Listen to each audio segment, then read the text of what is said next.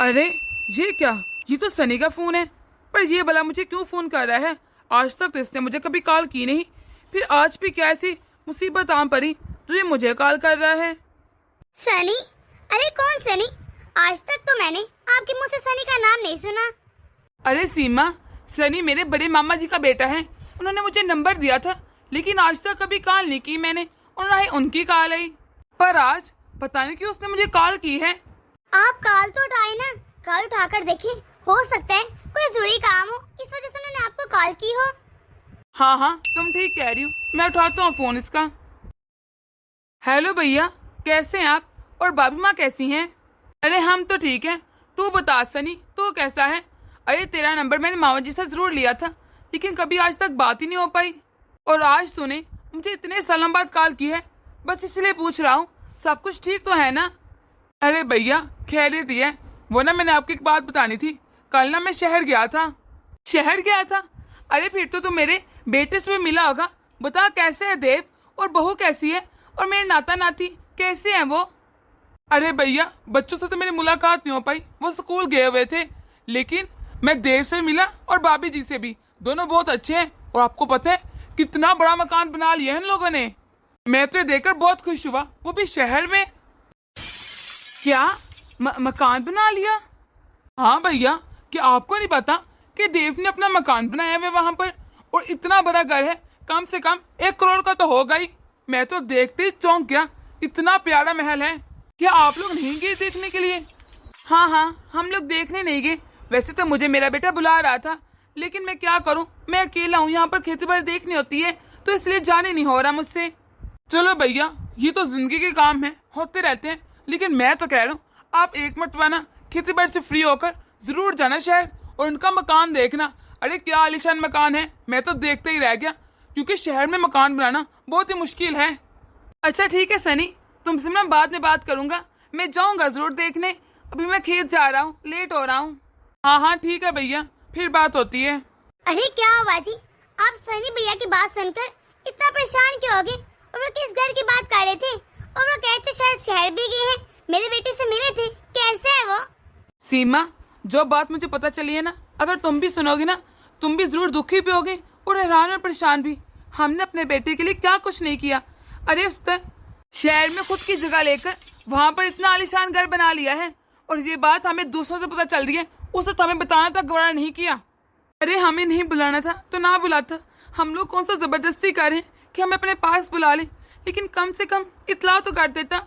हमें क्या लगता है, हम तो ये सोचते थे कि हमारा बेटा अपनी बहू और बच्चियों के साथ एक किराए के मकान में रह रहे हैं, कितने मुश्किल से गुजारा करता होगा। पर वहाँ तो उसने अपनी खुद की जगह लेकर अपना घर बनाया हुआ है, और ये बात उसने हमें बताना जरूरी तक नहीं समझी कि हम उसके लिए इतने से भी इम्पोर्टेंट नहीं। पता नहीं जी, मुझे तो विश्वास ही नहीं हो रहा कि हमारा बेटा और बहू हमसे इतनी बड़ी बात कैसे छुपा सकते हैं भला।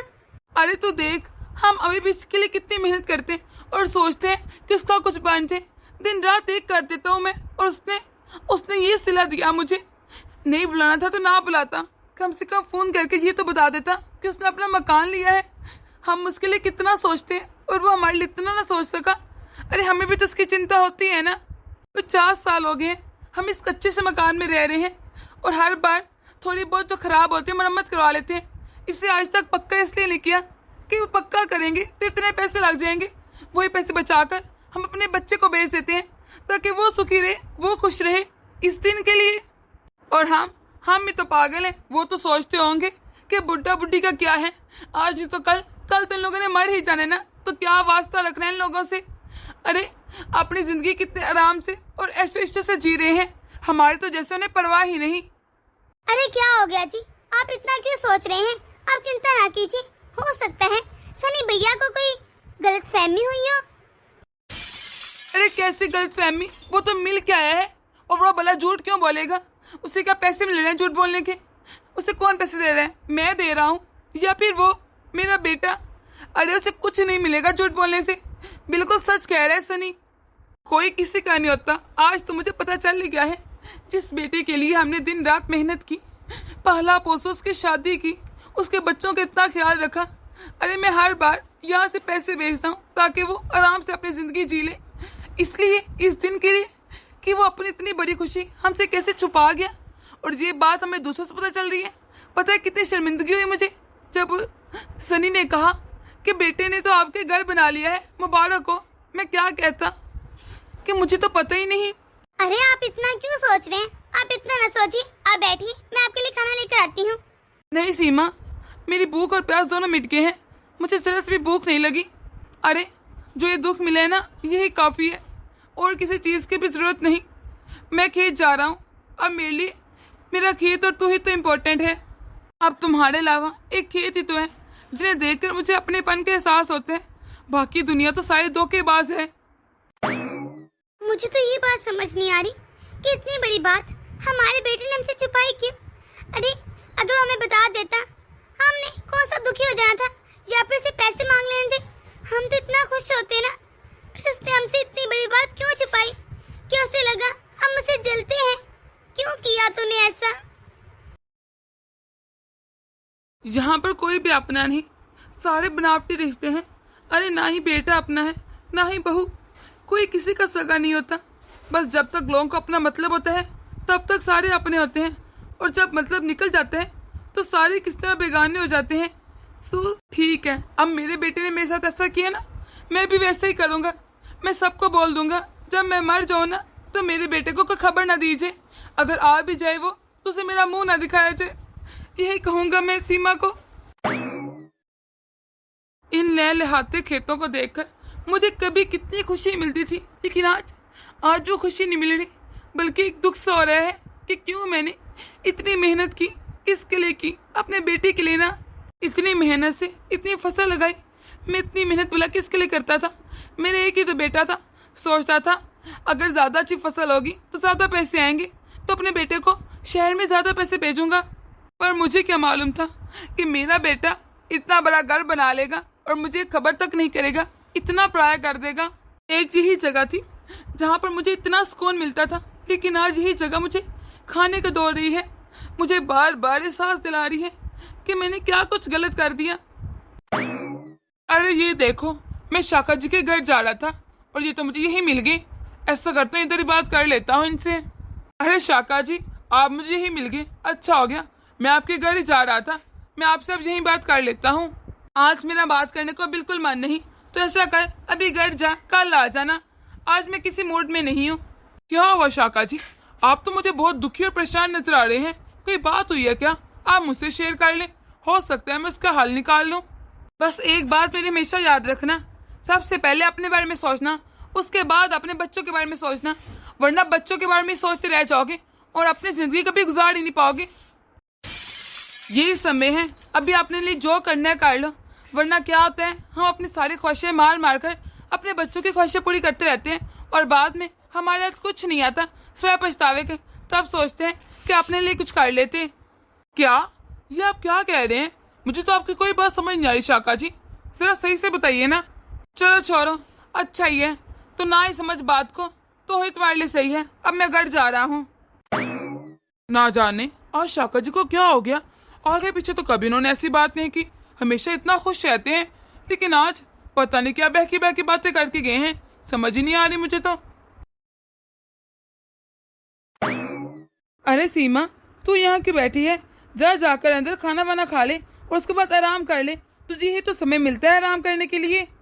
अरे मैं जानती हूँ आपको बहुत दुख हुआ है कि हमारे बेटे ने हमसे इतनी बड़ी बात क्यों छुपाई, लेकिन मैं कह रही थी एक मरतबा जरा मैं अपने बेटे को फोन करके पूछ लेती हूँ कि ये बात सच भी है कि नहीं।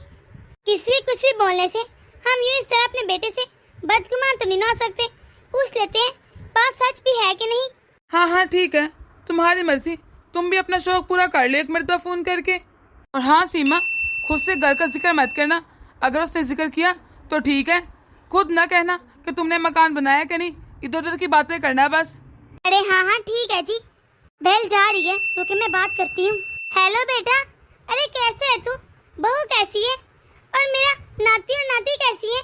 बहुत याद आती उन लोगों की, और तेरी भी, तू आया ही नहीं। हाँ माँ, यहाँ तो सब ठीक है, आप बताएं आप कैसी हैं और बाबूजी कैसे हैं, ठीक तो है ना? अरे बेटा, हम लोग तो दोनों ही ठीक हैं। तू बता, तेरा काम ठीक चल रहा है ना? और बहू कहाँ है? बहू से काफी दिनों के बाद नहीं, उससे जरा बात तो करा मेरी। हाँ हाँ माँ, ये तो है। चले मैं करवाता हूँ बात। अरे रीना, इधर आ, जरा माँ से बात कर। हेलो माँ, कैसी हैं आप? और बाजी कैसे हैं? ठीक तो है ना आप लोग? अरे हाँ हाँ बहू, तुम लोगों की बहुत याद आ रही थी, इसलिए सोचा तुम लोगों को कॉल कर लेती हूँ आज मैं। हाँ हाँ माँ जी, ये तो है। आपको पता है, मैं इतने दिनों से सोच रही थी आपको कॉल करूँ, लेकिन घर के कामों में इतना बिजी हो जाती हूँ कि फुर्सत ही नहीं मिलती। फिर बच्चों ने स्कूल जाना होता है। ये तो है। और बताओ, क्या चल रहा है आज? कुछ नया? कुछ नहीं माँ, वही पुरानी रूटीन चल रही है। बच्चों को स्कूल भेजा है, अब बहुत थक गई हूँ मैं। अब तो मैं थोड़ी देर आराम करूंगी। चल ठीक है बहू, तू आराम कर ले, फिर बात होती है। आप तुझे तसल्ली मिल गई, हो गई खुश? देख लिया तूने? अरे दोनों में से किसी ने ये बताया नहीं कि उन लोगों ने मकान ले लिया है, अपना घर बना लिया, और तू कह रही थी कि कोई गलतफहमी हुई होगी। अब मेरे सामने अपने बेटे का कभी नाम न लेना। अरे मैं तो उनकी शक्ल भी नहीं देखना चाहता। वो दोनों मेरे लिए मर चुके हैं। रीना, मैं तो सोच रहा हूँ कि हम लोग माँ और बाबू को फोन करके यहाँ बुला लेते हैं।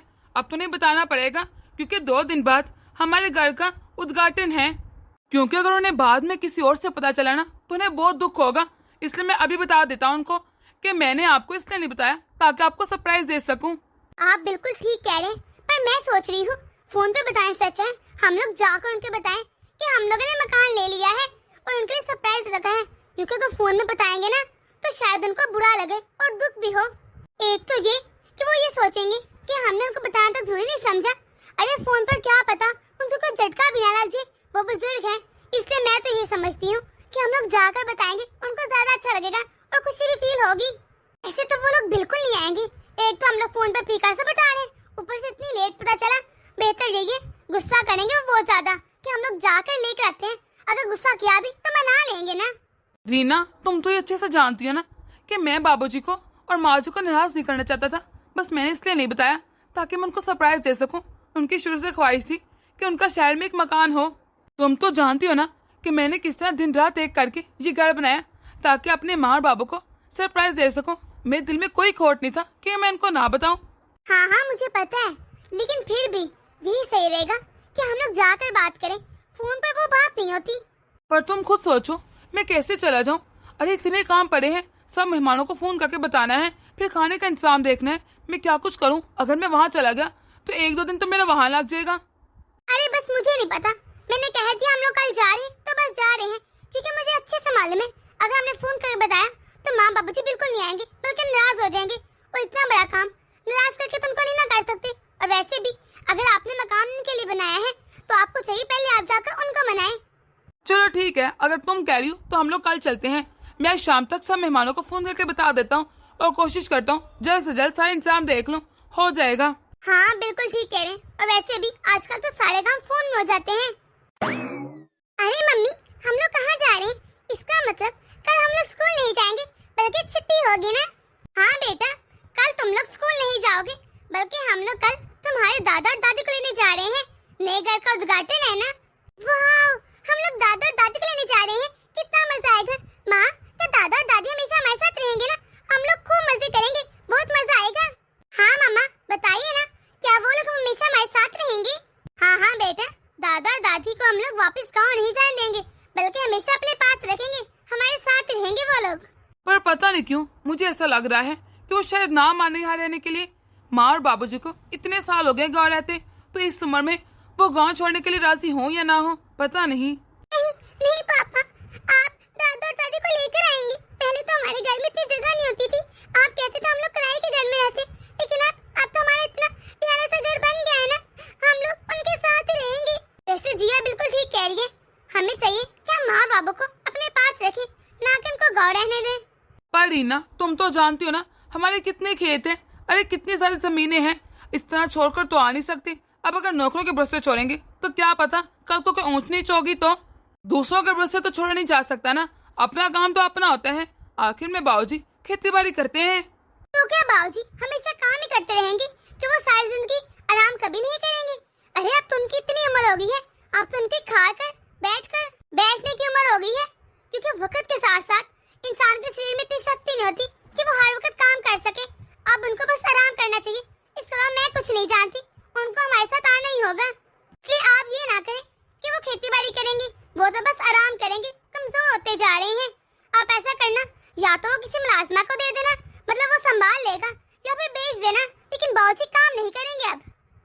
अच्छा ठीक है बेगम, अब ऐसा करो, जाने की तैयारी कर लो, पैकिंग कर लो। चलो बच्चों, चलकर पैकिंग कर लेते हैं। कल हम लोग दादा दादी के पास जाएंगे ना। याहू! अरे बेटा, तुम लोग बैठो, मैं तुम लोगों के लिए भी खाने के लिए कुछ बना कर लाती हूँ। अरे नहीं माँ जी, पहले आपकी बनाने लगी, मैं बना कर लाती हूँ। आप ऐसा करें, आप अपने बेटे के पास बैठे। वैसे भी ये सब बागो मुझे बहुत मुश्किल से मिला है। लो जी, तुम्हारे बाबूजी भी आ गए हैं। अरे दादाजी आ गए, दादाजी, दादाजी। अरे वाह, मेरे बच्चे आए हैं। अरे कैसे हो मेरे बच्चों? अरे बाबूजी कैसे हैं आप? कितने मतलबी हैं दोनों। यकीनन मकान में पैसे कम पड़ गए होंगे, इसलिए मेरे पास आए हैं। इनको तो अच्छे से मालूम है कि फसल काट चुकी है, अब बाबूजी के पास पैसे होंगे, इसलिए भाग गए हैं पैसे लेने के लिए। पर मैं इनको 1 मिनट भी बर्दाश्त नहीं कर सकता। मुझे तो इन दोनों की शक्ल देख देख के गुस्सा आ रहा है। मुझे तो रहना है इन लोगों के सामने, मैं तो बाहर ही जा रहा हूँ। चलो बच्चों, मैं तुम दोनों को खेत कमा लाता हूँ, बहुत मजा आएगा। सच्ची दादू, चलो चलते हैं। माँ, बाजू को क्या हुआ? क्या वो मुझसे नाराज हैं? उन्होंने मुझसे सही से बात ही नहीं की। अरे नहीं बेटा, वो बस खेत से आए ना तो थके होंगे, इसलिए तुम्हें ऐसा लगा। अभी देखना आते हैं ना तो कैसे तुमसे बात करते हैं। बाबा बेटा, तू ज्यादा चिंता मत कर। हाँ आप लोग बैठो, मैं आप लोगों के लिए नाश्ता लेकर आती हूँ बनाकर। बेटा और बता, तेरा काम कैसे चल रहा है? इस बार तो गर्मी की छुट्टियों में आए नहीं। मैंने सोचा था तुम लोग आओगे तो बहुत मजा आएगा, पर मैं तो देखती रह गई तेरा, पर तू आया ही नहीं। ना ही तुम लोग ढंग से बात करते हो, ना ही फोन करते हो। सब कुछ ठीक तो है ना बेटा? बहुत बुरा लगता है सब कुछ सोच के मुझे तो। अरे माँ बस पूछिए मत, इस मरतबा तो मैंने ओवर टाइमिंग की है। इतना काम किया है, इतना काम किया है कि घर के लिए भी टाइम नहीं मिलता था, तो थोड़ा बहुत टाइम बचता था उसमें बस आराम ही हो पाता था। मुझे पता है आप लोग मुझे बहुत मिस कर रहे होंगे, मैंने भी आप लोगों को बहुत याद किया माँ, लेकिन मैं क्या करता, मेरी मजबूरी थी। ना सही से फ़ोन कर पाया और ना ही कुछ और। इस शहर में इतने महंगे महंगे स्कूल हैं और तो और इतने दूर है कि बस लगानी पड़ती है। मैं कैसे खर्चा पूरा करता हूँ ये तो मुझे ही पता है माँ। माँ, मैं सारा दिन काम करता और ड्यूटी निभाता। रात को जब मैं 10 बजे फ्री होता तब मैं सोचता था कि आप लोगों को कॉल करूं, लेकिन तब लोग गांव में सब लोग सो जाते हैं, बस इसलिए मैंने आप लोगों को कॉल नहीं की ताकि तुम लोगों की नींद ना डिस्टर्ब हो जाए। मुझे पता है माँ, हम लोगों की बहुत दिन बात ही नहीं हो पाती थी।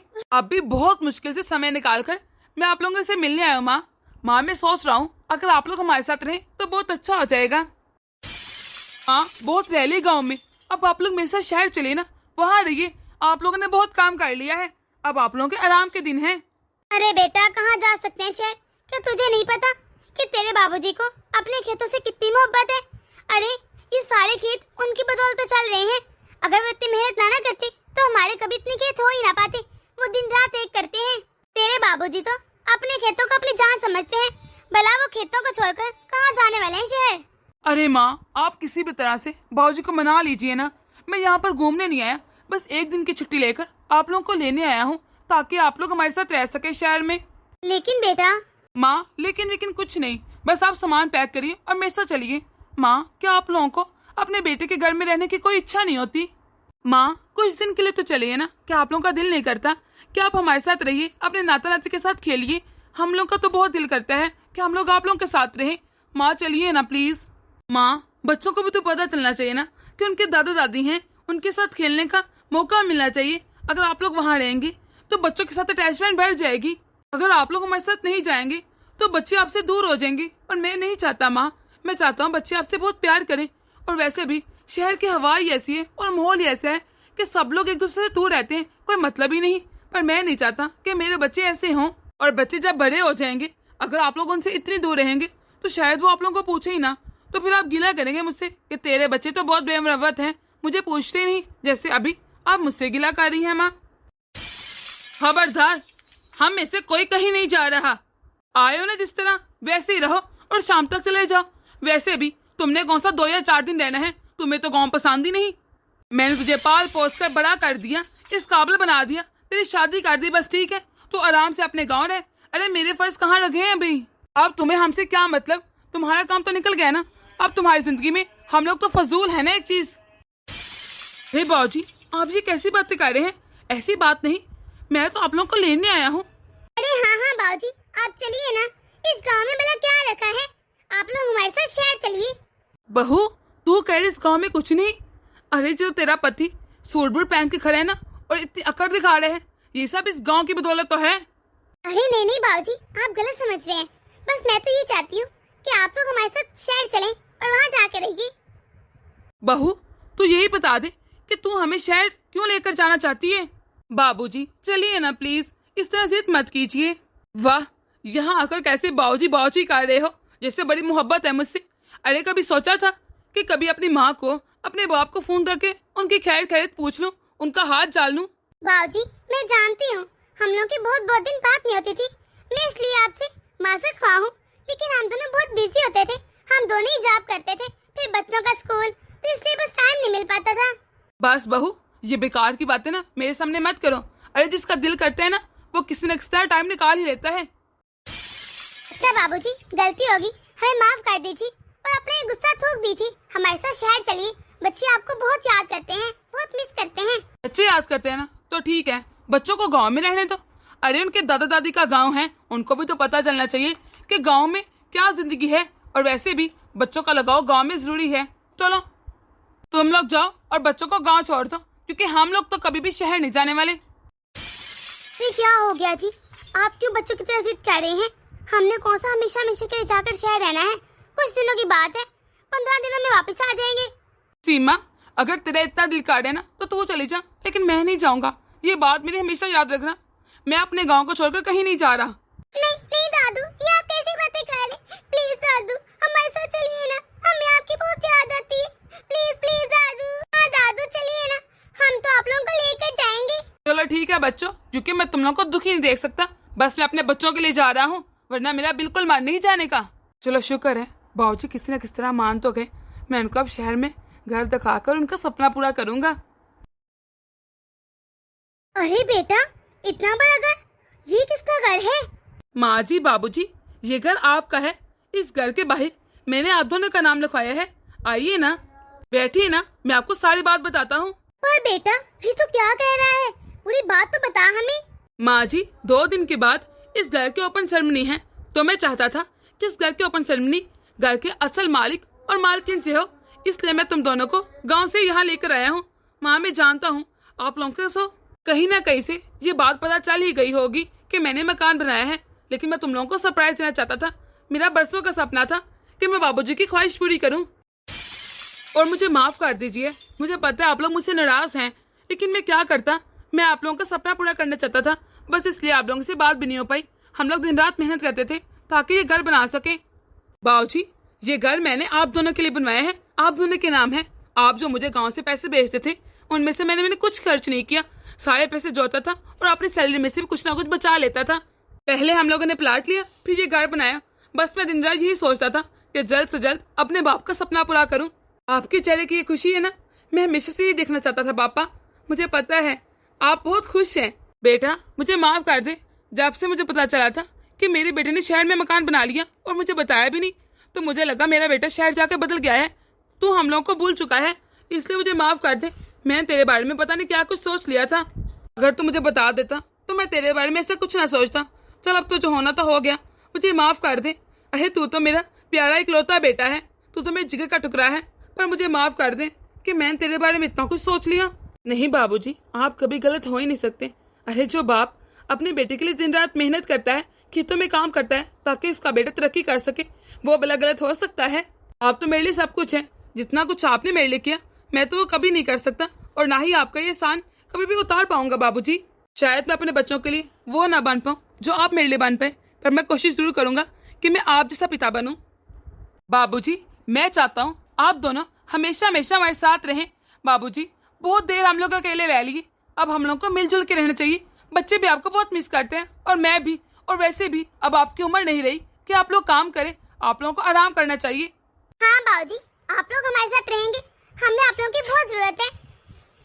अरे ठीक है बेटा, अगर तो इतना कह रहे हैं ना तो हम लोग यही रहेंगे।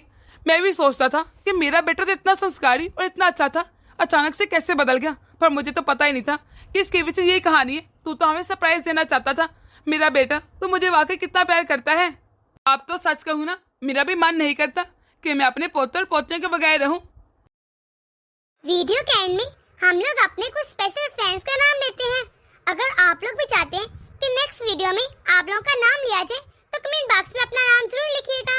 धर्मिष्ठा बहन राजकोट से, मूना दीपाली गुजरात से, वीना बेंगलोर से, सनम कोतर से, अजंता बेंगलोर से, नेहा शर्मा रिमशा क्वीन, राहुल दक्ष दिल्ली से, कल्पना चौधरी कलेशपति नगर कोलकाता से, रेशमी शीरी बस्ती बस्ती से।